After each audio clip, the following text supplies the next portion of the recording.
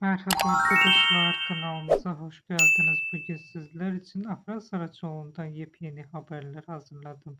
Afra Saraçoğlu son günlerde hem kariyeri hem de özel hayatıyla magazin gündeminin en çok konuşulan isimlerinden biri olmaya devam ediyor.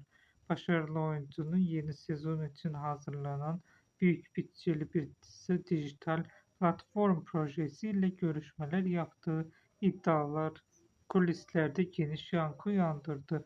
Özellikle son dönemde uluslararası markalarla yaptığı işbirlikleri ve moda dünyasındaki yükselişi onun kariyerini yalnızca oyunculukla sınırlı bırakmadığını gösteriyor.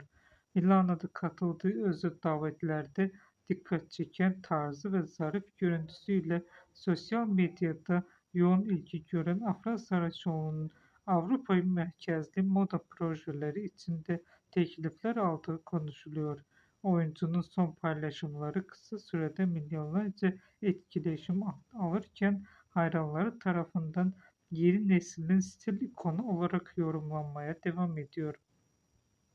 Özel hayatıyla ilgili sorular gündemdeki yerini korurken Afra Saraçoğlu'nun son röportajlarında daha sakin ve sessiz yaşam tarzını tercih ettiğini vurguladı, dikkat çekti.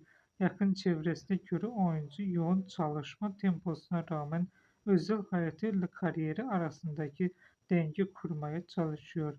Öte yandan sektör kulislerinde Saraçoğlu'nun yeni dönemde daha dramatik ve güçlü bir karakterle ekranlara dönmek istediği konuşuluyor.